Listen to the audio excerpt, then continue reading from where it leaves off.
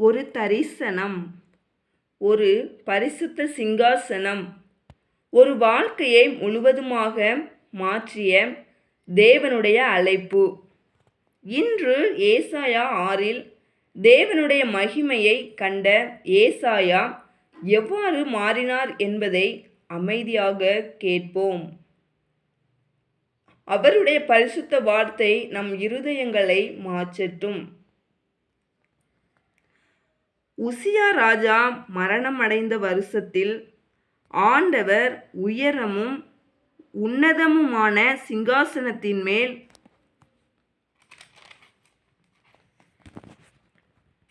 வீற்றிருக்க கண்டேன். அவருடைய வஸ்திர தொங்கலால் தேவாலயம் நிறைந்திருந்தது. சேராபீன்கள் அவருக்கு மேலாக நின்றார்கள். அவர்களில் ஒவ்வொருவனுக்கும் அவ்வாறு செட்டைகள் இருந்தன. அவனவன் 2 செட்டைகளால் தன் முகத்தை மூடி, 2 செட்டைகளால் தன் கால்களை மூடி, 2 செட்டைகளால் பறந்து ஒருவரை ஒருவர் நோக்கி, சேனைகளின் கர்த்தர் பரிசுத்தர், பரிசுத்தர், பரிசுத்தர், பூமி அனைத்தும் அவருடைய மகிமையால் நிறைந்திருக்கிறது என்று கூப்பிட்டு சொன்னார்கள். கூப்பிடுகிறவர்களின் சத்தத்தால் வாசல்களின் நிலைகள் அசைந்து ஆலயம் புகையினால் நிறைந்தது. அப்பொழுது நான், ஐயோ அதமானேன், நான் அசுத்த உதடுகளுள்ள மனுஷன், அசுத்த உதடுகளுள்ள ஜனங்களின் நடுவில் வாசமாயிருக்கிறவன். சேனைகளின் கர்த்தராகிய ராஜாவே, என் கண்கள் கண்டதே என்றேன்.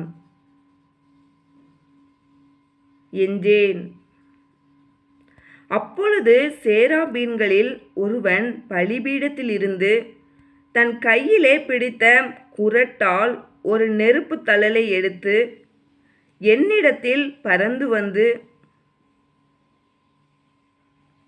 அதனால் என் வாயை தொட்டு, இதோ இது உன் உதடுகளை தொட்டதினால் உன் அக்கிரமம் நீங்கி உன் பாவம் நிவிர்த்தியானது என்றான். பின்பு யாரை நான் அனுப்புவேன்? யார் நமது காரியமாய் போவான் என்று உரைக்கிற ஆண்டவருடைய சத்தத்தை கேட்டேன். அதற்கு நான், இதோ அடியேன் இருக்கிறேன், என்னை அனுப்பும் என்றேன். அப்பொழுது அவர், நீ போய் இந்த ஜனங்களை நோக்கி, நீங்கள் காதார கேட்டும் உணராமலும் கண்ணார கண்டும் அறியாமலும் இருங்கள் என்று சொல். இந்த ஜனங்கள் தங்கள் கண்களினால் காணாமலும் தங்கள் காதுகளினால் கேளாமலும் தங்கள் இருதயத்தினால் உணர்ந்து குணப்படாமலும் நான் அவர்களை ஆரோக்கியமாக்காமலும் இருக்க, நீ அவர்கள் இருதயத்தை கொழுத்ததாக்கி அவர்கள் காதுகளை மந்தப்படுத்தி அவர்கள் கண்களை மூடிப்போடு என்றார்.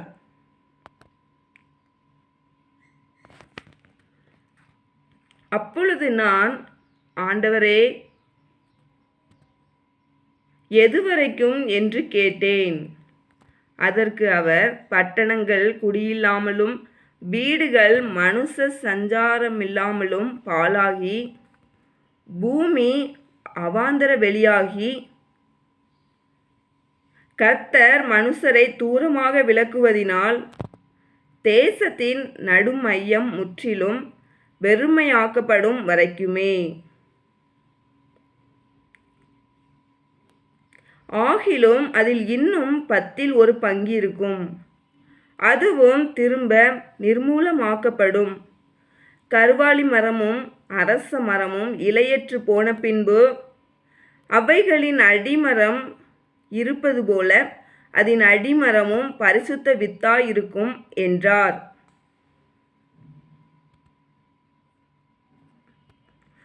ஆமென்.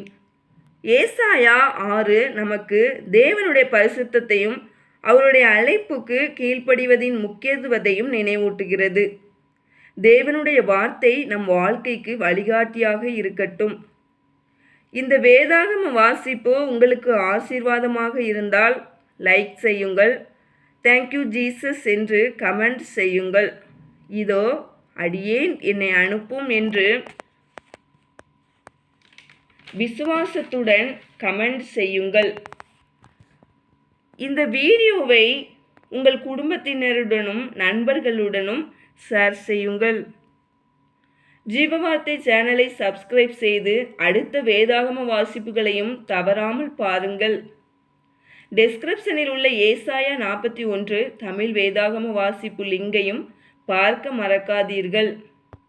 தேவன் உங்களை ஆசீர்வதிப்பாராக. நன்றி.